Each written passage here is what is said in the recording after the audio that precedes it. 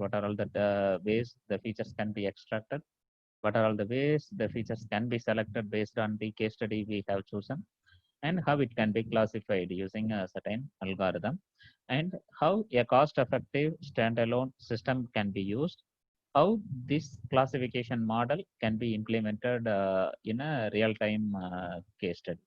Okay, so that's what we have planned to give a demo session as a final one. I'm very happy to introduce Professor Abhishek Dhananjay Patanke, who is working as an assistant professor uh, in College of Engineering, Pune. Abhishek? Yes, sir. Yeah, over to you, Abhishek. Okay, thank you so much, sir. I will share my screen and then I'll start. Thank you so much. Yes. Okay.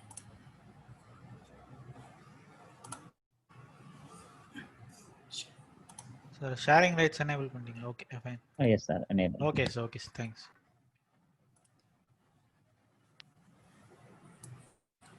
Okay, is my presentation visible now?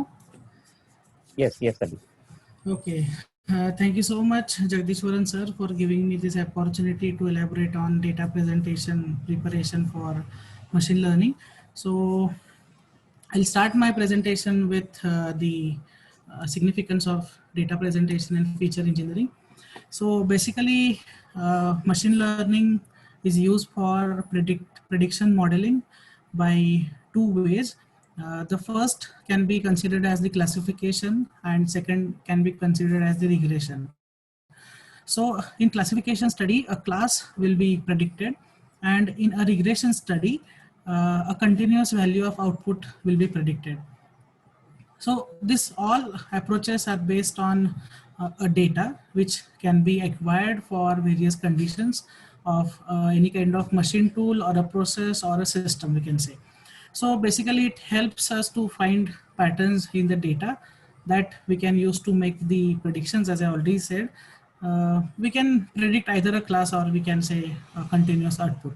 So to get those predictions right, we must construct a data set and transform that data set correctly so that your system should make some predictions. So very first step in basically in machine learning for a prediction of class or prediction of continuous value is to define your machine learning problem for which you are targeting a classification study or a regression study. So if I choose a example of machine health monitoring or any component of machine tool, suppose if we select a cutting tool of a milling machine or a lathe machine, then I should define that problem as I want to classify the condition of machine tool according to the operations which are performed with respect to the input parameters such as speed, feed and depth of cut. And then immediately I should propose a solution, or we can say a methodology for which I am targeting the classification study. Then the second step, as it is shown here, that it is a construction of the data set. So I should consider the various parameters which affects the condition of a tool, or we can say a machine component. Then it can be vibration, it can be a sound, it can be power consumption of a drive, we can say, or it can be a temperature and so on. So the parameter which can be mapped to the output in the best level can be selected, and along with that you should consider the point of the instrumentation which is available to you. So the sensor which is required to acquire various parameters must be available with you, and the data acquisition system for it. So based on this, you can select the parameter, and based on the input parameters, you can start acquiring the data. Many times for non-engineering applications, the data sets are already available on various websites, which I'm going to share in the last slide of my presentation. But for engineering applications to targeting a specific study, we need to acquire the data by doing some experimentation. Try to understand, many theoretical studies and numerical studies have been undertaken for fault diagnosis of various applications. But when you want to implement it in real time, the experimental approach is very suitable and reliable, because it deals with dynamics of the processes. Hence the data has to be acquired using sensors and data acquisition system, which will be considered as the base of your machine learning modeling. Then the second step is transfer of data. The data must be transferred, or we can say it should be processed using various features and it can be transformed from one domain to another domain, such as time domain to frequency domain as per your requirement. Then as you complete the, processing of the data, or we can say the signal processing, we can go for training a model. Basically, non-machine learning applications, like previously for machine fault diagnosis, people used to have vibration analyzer, or we can say FFT analyzer, to visualize the frequency and the respective amplitude, and based on that people used to diagnose the condition of machine tools, or we can say any mechanical systems. So that was a manual approach. But now, since machine learning has evolved to the maturity level, for the base data, you can train a model using various classifiers, and then that model can be used as predictor, or to predict the predefined class which we have defined in the first stage. So this is the basic procedure in the machine learning approach which people follow. So as I already elaborated, that data is the heart of any machine learning system. So the performance of the trained model, or we can say a predictor, will be obviously depends on this particular data. Hence, quality of the data has to be very good, or we can say it should not have errors or outliers which may affect the accuracy of your system. So many times the data which has been acquired from the real time, it can be incomplete, which we can say it lacks in the attribute values, or it lacks in incomplete information, such as if I want to specify my occupation, and if it is not specified, then we can consider this as an incomplete data, and then this will obviously lead to a inaccurate classification or no classification. Then the data may be inconsistent, like there must be discrepancies involved in the code or the names or acquired data. Along with that, there can be a noise which can be present in the data, which can be errors or outliers. We can say here the salary is mentioned as -10 and age is mentioned as 222. So this will be obviously considered as error or outlier for your classification model, and which is not true. Hence, the data has to be filtered out to remove the noise or errors from the this particular data sets. So basically, data preparation process consists of 3 steps. The first is selection of data, second is pre-processing of the data, and third is transform of data. So the more disciplined data helps to achieve the more consistent and better results, because in supervised learning approach, the complete model is dependent on how your data has been acquired, how it has been processed, and then how it has been used to train that particular model, and how it is consistent. Like it should not change with respect to time. It should not. It should be less in the dynamic nature of the process. So in such applications, the supervised learning can be applied. So let us discuss these 3 steps in detail.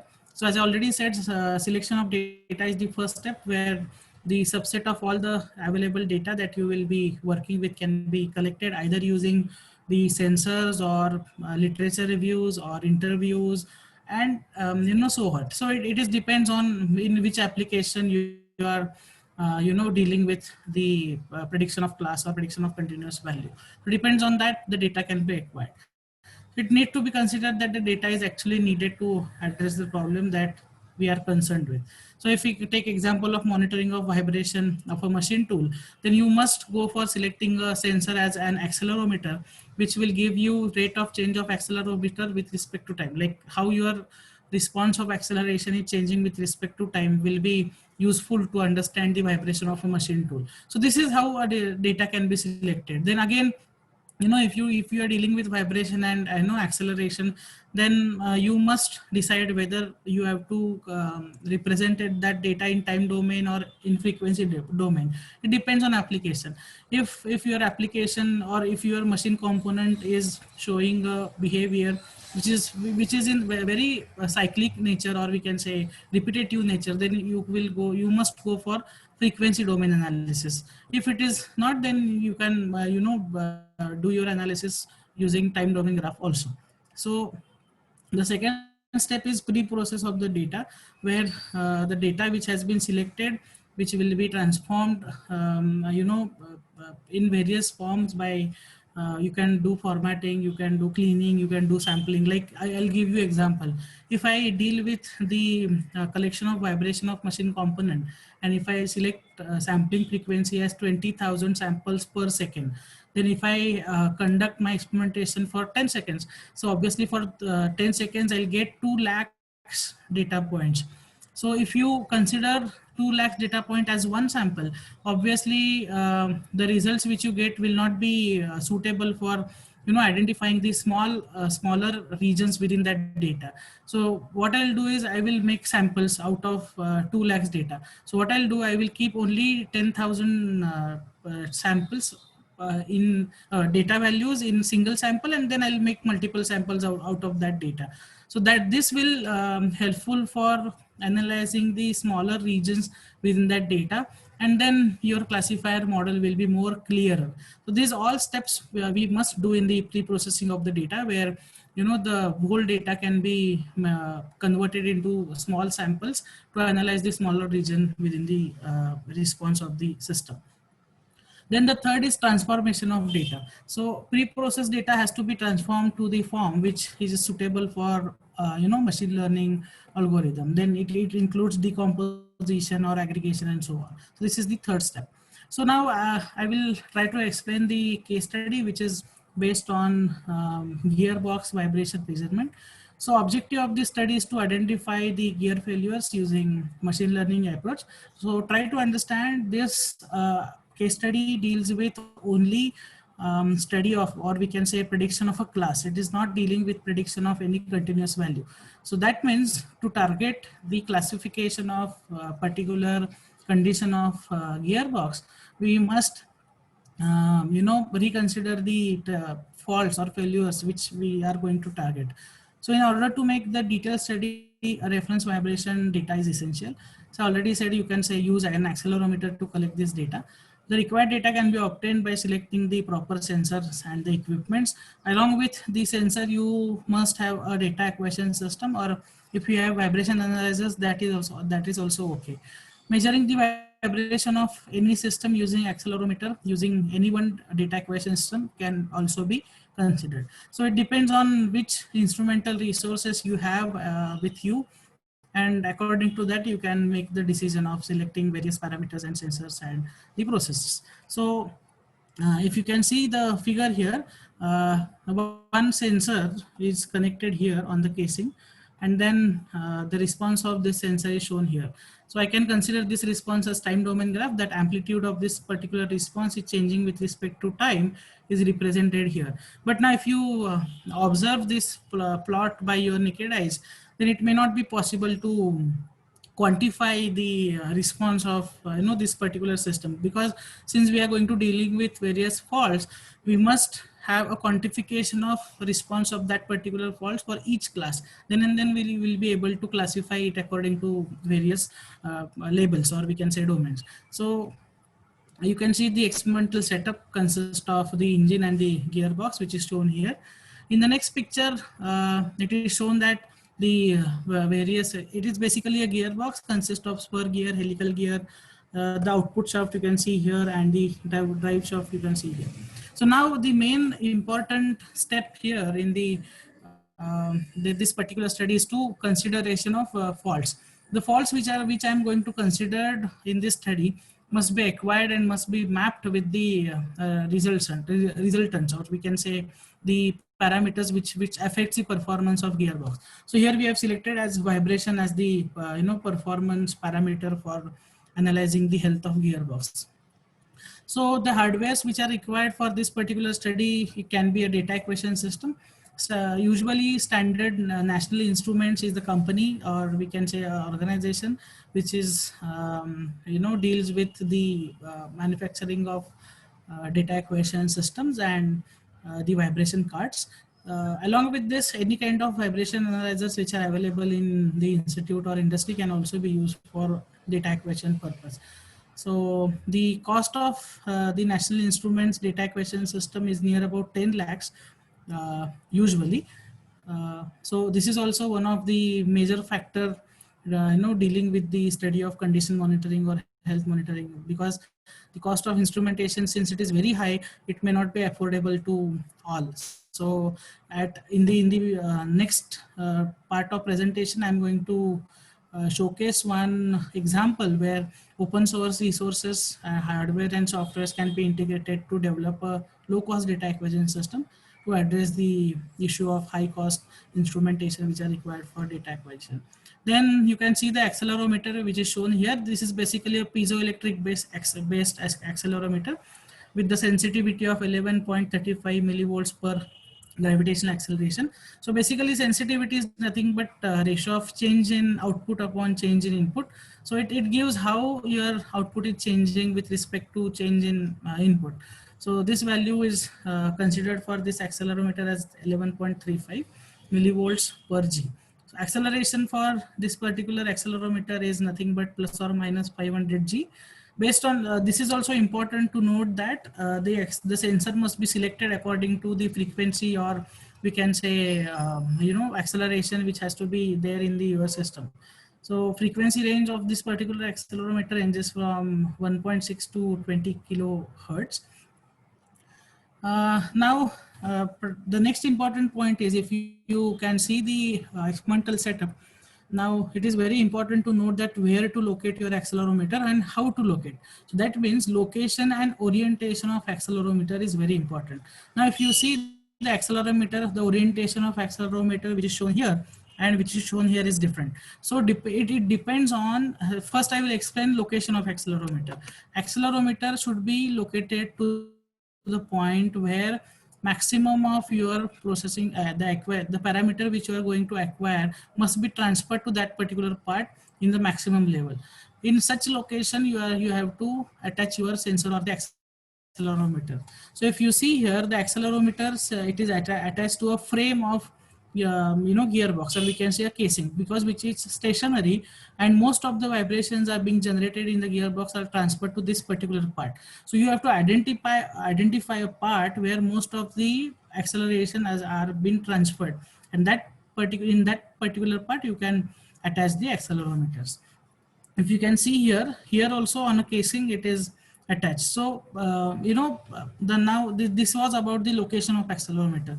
Next point is how to orientate or make the orientation of accelerometer. If your shaft is rotating, if your orientation of shaft is in vertical direction, if it is spinning in vertical direction, then there are some rules which says how to orient your accelerometer for this particular case. Or if your shaft, if it is spinning in horizontal direction, then to identify the misalignment in the shafts, or we can say deflection in the shaft, the accelerometer must be oriented in the opposite fashion. Similar kind of rule sets are there which has to be studied before attaching sensor to the particular locations. So this is depends on the particular domain where you are targeting your study. So for machine tools, the accelerometer must be, if you want to monitor health of a tool, then it must be attached to the spindle where the cutter or the cutting tool has been attached. If you attach it to some another part, then obviously vibration evolved during the machining, and interface of cutting tool and machine tool obviously will be transferred to that particular location, and then there is no use of this particular study. So the outline is, or we can say conclusion is, sensor must be attached to the part where the vibrations are getting transformed in the maximum magnitude or in maximum form. So the faults which are considered for this particular study include spur and helical gears with good condition. Obviously, there must be some good condition. Why we are targeting this particular study? Because we want to differentiate between good condition of gears and the faulty conditions of gears. So first condition we have selected as the good condition for spur and helical gear. Then the second is faulty condition as spur gear with notch. Then third is spur gear with the broken teeth. The helical gear with the broken teeth, helical gear with notch, and then defective spur and helical gear. One point, important point, which I would like to note here, or which I would like to share here, that along with selection of various faults, the magnitude of this fault is also important, because the here it is written that it is broken, spur gear with broken teeth. Uh, the amount of breakage of this teeth is also important, because if it is half broken, or if it is less broken than the half, or we can say if it is fully broken, then obviously vibration evolved during this particular magnitude of fault will be different. So if you train your model for half broken teeth, and if you apply your model for fully broken teeth, then it obviously it will be give misclassification or false classification. Hence, while considering the faults, you have to consider various types also, and along with that you have to consider the magnitude also. So this is how a faults can be selected for machine learning applications. So now if you see here, I have for this particular application, we have acquired the vibration for, this particular fault. So we can say 1, 2, 3, 4, 5, 6 faults.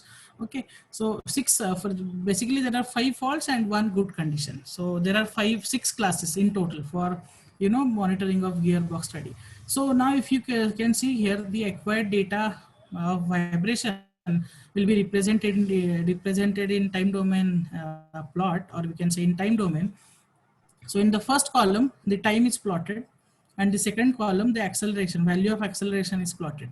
So if you plot the graph of these 2 columns, then you will get a time domain graph, which shows how vibration amplitude is changing with respect to time. And if you see the nature of this particular graph, this nature is similar to simple harmonic motion, because it has positive side also and negative side also. Since we are dealing with vibration, the graph has to be has the similar kind of nature of that is why we can say the vibrations or signal which we have acquired are correct. So now, since the vibration is in the analog form, I may not be able to take the inferences out of this. So next thing is I will go for extraction of feature. So any signal consists of certain information must be extracted with some statistical properties, or we can say if I want to quantify the magnitude or nature of signal, it must be statistically analyzed. So the statistical properties depends on the nature of signal, and basically the softwares which are used for extracting statistical features for the signal processing, like most of the time people use MS Excel or Python or LabVIEW or even MATLAB. So it depends which resources you have along with you. So basically statistical parameters, the descriptive statistic includes 13 basic parameters, which is mean, mode, median, standard deviation, kurtosis, and then skewness, then standard error, maximum value, minimum value, range, and so on. So I'll just highlight the basic terms of statistical features. As mean can be considered as the average value of within the sample. Standard deviation will be considered as, I'll tell you one thing. So if you see this particular graph, then it shows that the graph has been centered, or it has been spreaded with respect to this center, or which is considered to be mean or average of that particular sample. So it is spreaded either on left hand side or right hand side of this particular center. So basically mean or average is considered as the best value within the sample, and hence the standard deviation plot can be plotted like this. So skewness is considered to be degree of asymmetry of the distribution around the mean. So formula, if you want to find out the skewness, the formula is given here. There are 2 types of skewness. Skewness is basically, we can say how it is skewed either from the center, or either for to the left hand side or right hand side. So positively skew graph is shown here, and negatively skewed graph is also shown here. So positively skewness indicates a distribution of asymmetry extending towards the more positive side values, and on the other hand, negative skewness indicates a distribution with an asymmetric tail extending towards more negative values. Now here also it depends where you are plotting positive values from the center, either on left hand side or right hand side. So it depends on your assumptions. Then the kurtosis is the measure of peakness of the response of your system. So it depends on tardiness of probability distribution of real valued random variables. Then maximum value out of the complete response, minimum value out of the complete response, median of the response can be also considered in the statistical analysis. So kurtosis, there are three basic terms which are included in the analysis of kurtosis. The mesokurtosis is considered to be the standard normal distribution, which is as similar as to your Gaussian distribution. You can see here, which is highlighted by the green color. Then leptokurtosis can be considered as the positively extended kurtosis, and platykurtosis can be considered as negatively extended kurtosis. So this is how a kurtosis can be differentiated with respect to various conditions. Now since we extract the statistical features for all the samples, as I have already said, the softwares which are stated here can be used. Basically Visual Basic Code and Visual Basic Script using Excel can be used for extracting statistical features. Along with that LabVIEW, MATLAB, Python, and other customized programming languages are also there for extracting statistical features. The basic aim is the statistical features must be extracted as it should take as less time as possible, so that the machine learning training of model can be as quick as possible. Because now I would like to tell you procedure how to extract statistical features in MS Excel. So I will open the file where the data has been stored. As I already said, the first column is consist of time and the second column consists of acceleration. So now if I want to find out the descriptive statistics for acceleration, I will go to the data. Then I will go to the data analysis, which is not shown here actually, but then you can go to data and then to data analysis. Then this particular window will be open. The input range can be selected. So this complete column you have to select. Then you can tick the summary statistics, which includes 13 descriptive statistic features. And then you can just say okay. After saying okay, this particular values will be automatically displayed for the data which we have selected. Now, while performing this particular procedure for first sample, I must go to the view, and in view you will find one option which is called as Visual Basic Code. The option for Visual Basic Code is macros.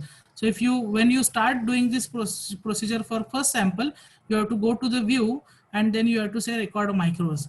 So when you say record macros and save that macro, then the procedure which you are following for the first sample, it will be stored step by step, and then it will be shown here.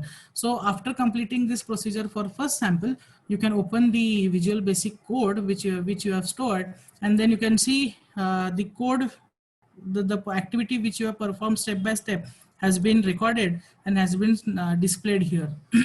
So this line indicates that in this particular folder the file was saved, the name of file was good, which has been selected, then this procedure has been followed, and then we have printed the descriptive statistics for first sample. Now if I want to repeat this procedure for the other samples, what I have to do is I have to make this particular steps using a for loop. So I will just make modification in this particular program. So I will write for I is equal to 1 to 55. So that means in this particular folder, there are 55 files are available or samples are available. So this particular procedure will be repeated for 55 samples when you run this particular program. And then after finishing of this particular line, you can say next I. So this particular procedure will be repeated for all 55 samples. Now one more thing, you have to make another change here, that this I must be specified in the name of the file. So I will modify the name of file as good a underscore double quote ampersand I ampersand double quotes, and then the name, extension of the file, that is .lvm file. This change has to be made at this particular location and at this particular location, so that the I which is selected for each particular stage will be modified according to the number which has to be displayed here. So this is how using a Visual Basic script and code, you can extract statistical features for multiple points using a program. You need not to repeat the procedure which you have repeated for first sample manually. So avoid this procedure. We have generated a Visual Basic code, and according to that, the same procedure will be followed for all the samples. And as output, you can see this descriptive statistics for all the samples will be accumulated in a single file which we have stored. So this is how MS Excel can be used for extracting statistical features for multiple samples. So once we get this particular file, this is called as training data. So in supervised learning, when you have a training data which includes the statistical attributes and their respective features for all conditions, like here I have shown all the attributes and their values for good condition. So similarly, I can accumulate all the values of all attributes for the 6 conditions which we have considered here for classification to make a training data. So this particular file will be considered as a training data, which has to be given to the input to the classifier. So now, as I already said, I have accumulated the data for all these classes, and then I have made a training data file. So after making a training data file, you can go for analyzing your data or training of your data using the software packages which are written here. So basically, Weka is a software very famous, which is modeled by the University of Waikato from the New Zealand. And then nowadays, LabVIEW and MATLAB machine learning toolbox are being very popular for various kind of features and we can say processes which are available for these softwares. So now this is the screenshot, like we can say the setup of software Weka. So this is basically a Waikato environment for knowledge analysis. As I already said, it was modeled by University of Waikato, New Zealand. So after opening this particular software, you can go to Explorer. You can select the Explorer. Then you can go to the pre-process where you can select your file. After selecting your file, that means a training data file. That's so after selecting a training data file, you can go to the classify. In classify, you can find out the classifier, group of classifiers. So basically the base family classifiers, various functions, lazy class classifiers, meta classifiers, classification with some rules, or tree family classifiers are available in the Weka. Weka is very popular because near about 20-25 classifiers are available in the Weka. So with which you can do the training of your data. So if you see tree family classifier, the very basic classifier is considered as J48 algorithm, which is considered as decision tree, which can be selected, and then the classification can be done. So while doing the classification, you can select the option 10-fold cross validation. So basically, which is nothing but the training data will be split in the folds which you have specified. So for my particular study, I am specifying the number of folds as 10 folds, and then the training data will be split in the 10 folds, and each fold will be then considered as the testing data, and the comparison will be done, and then predicting of class study will be displayed. So basically, when we select the J48 algorithm as a decision tree, the decision tree will be displayed. Now, if you see here, standard error feature has been selected as the best feature or most significant feature out of all the attributes which we have acquired, like mean, mode, median, kurtosis, and so on. So among all the classifier, standard error has been selected because this decision tree is based on the principle of entropy reduction or information gain. So that means the entropy or we can say measure of disorder within the classes and between the classes will be analyzed for all the attributes, and the attributes which shows the maximum discrepancy or we can say differentiation between the classes will be selected as the best significant feature. So if standard error, if it is less than or equal to 0.03171, the class will be, or the classification will be categorized as again standard error. Then standard error again, if it is less than or equal to 0.00289, again it will be classified as standard error. And finally, if this particular path, if it is your data, if it follows this particular path, and if your standard error is less than 0.02569, then the condition will be classified as spur and helical gear good condition with 17 samples. On the other hand, if it is greater than 0.03171, then it will be again classified as standard error. And if it is less than 0.06632, then it will be classified as helical gear with broken teeth. So basically, if you observe the structure of this decision tree, this is nothing but a binary decision rules. Yes or no type rules. If it is less than or equal to this value, the class will be classified as A. If it is greater than this particular value, it will be classified as B. So this is how a decision tree will be used. One more point I would like to tell about this J48 decision tree. Along with the classification, it is used as feature selection also. The features which has been highlighted in the decision tree are considered to be the most significant features, and only those features also can be used for classification. So if you can see here, only standard error and the summation are the features which are considered to be the best significant features, and only those are recommended for further classification. So now when I select the J48 algorithm and test option as cross validation of 10 folds, I have already explained this. So that means cross validation means, the test data will be considered itself from the training data. That means for the test data, 10 folds of training data will be done, and each of one fold will be used as test data, and that average of 10 folds can be taken out to make a confusion matrix. So the results, when you select J48 algorithm and cross validation with 10 folds, and when you say start, then the result will be displayed. Now it is shown here, correctly classified samples are 110. That means classification accuracy is 91.66%. Incorrectly classified instances are 10. So percentage of misclassification is 8.3. Similarly, all other parameters are displayed here. I will not explain all these parameters. You can read it out from the internet. So total number of instances were 120. So from which only 110 samples or instances have been correctly classified. Then the detailed class by accuracy also will be elaborated for per class, like true positive rate, false positive rate, precision, recall. So these all terms will explain the performance of your classifier. And the last but not the least, the confusion matrix, which explains the performance of classification, is very important.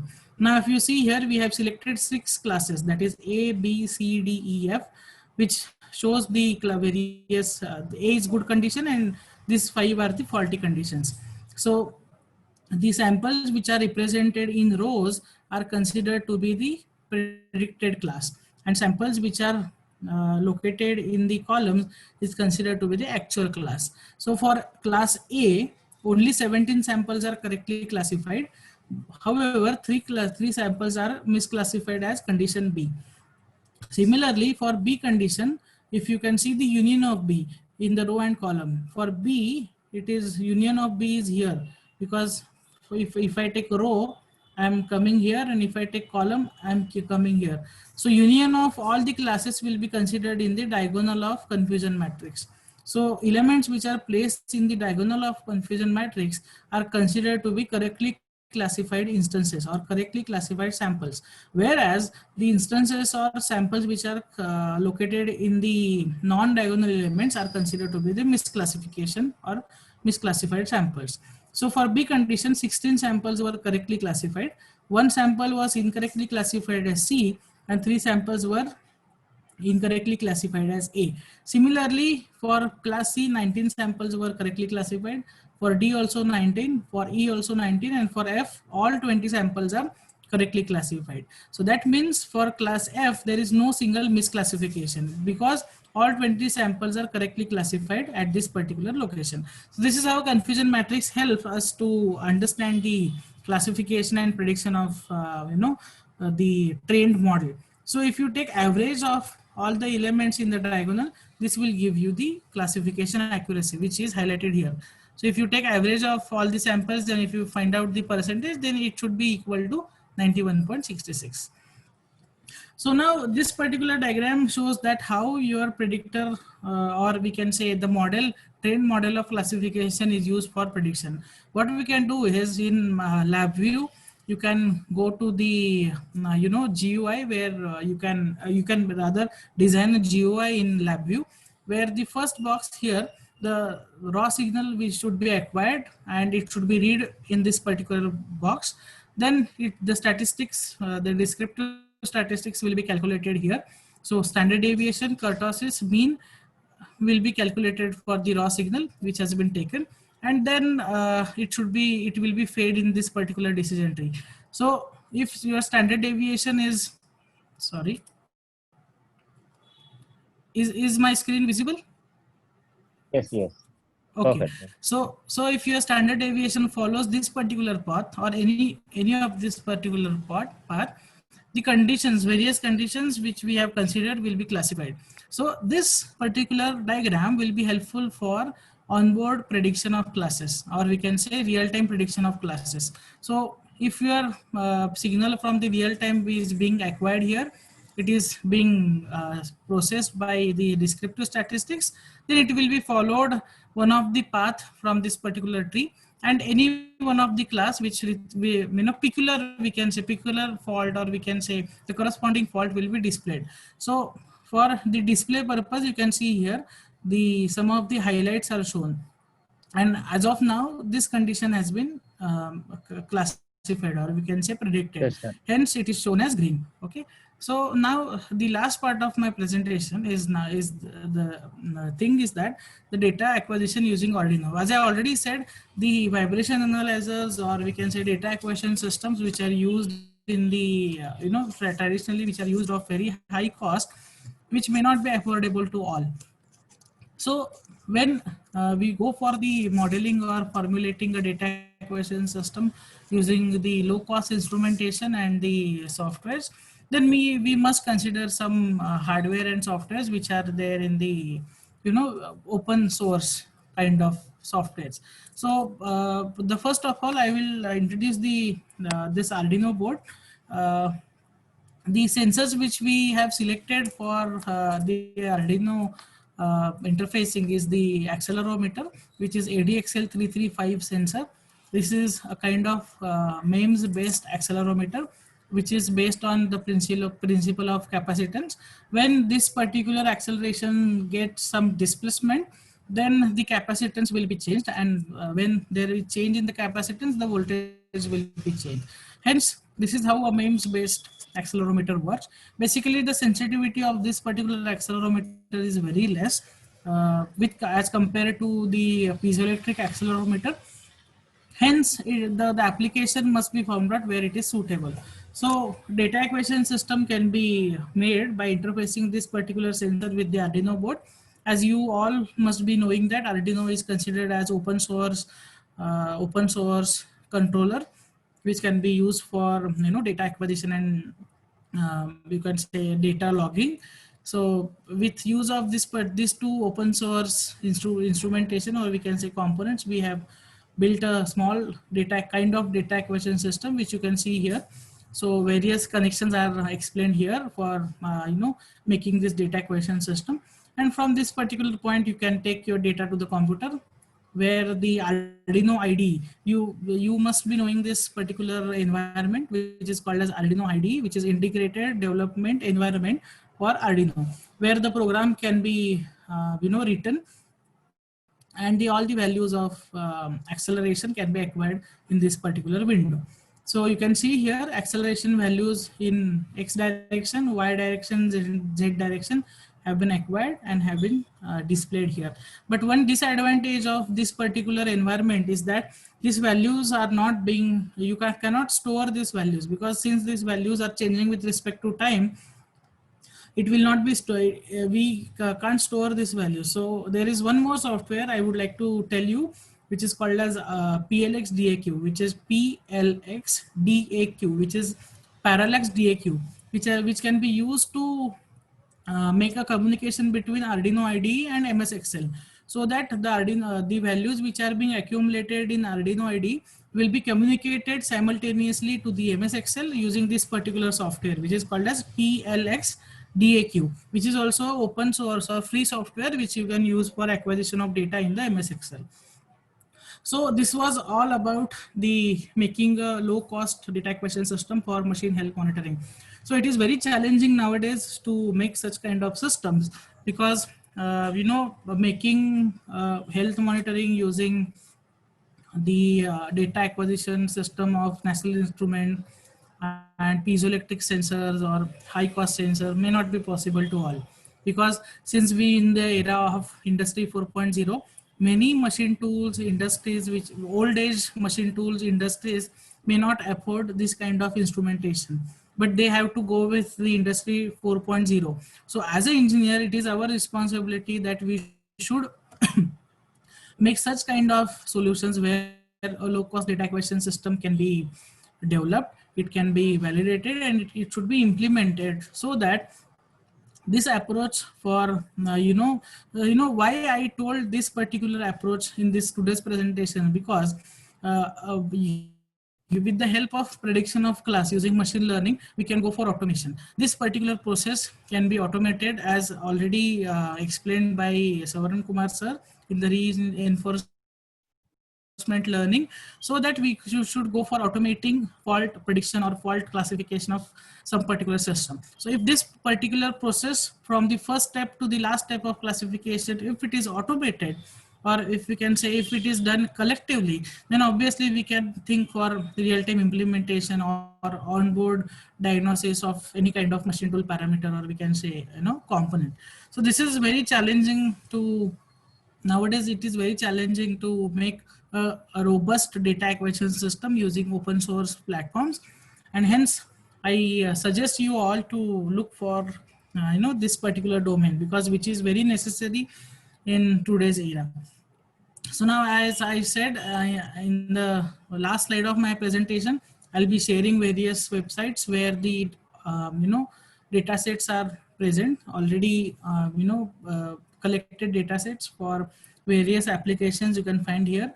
It includes data sets for finance, it includes data sets for medical science, it includes data sets for any banking application, any kind of application. So here you can go to visit this website to generate the data, to collect the data which has been generated, and then you can play around with it using machine tool softwares.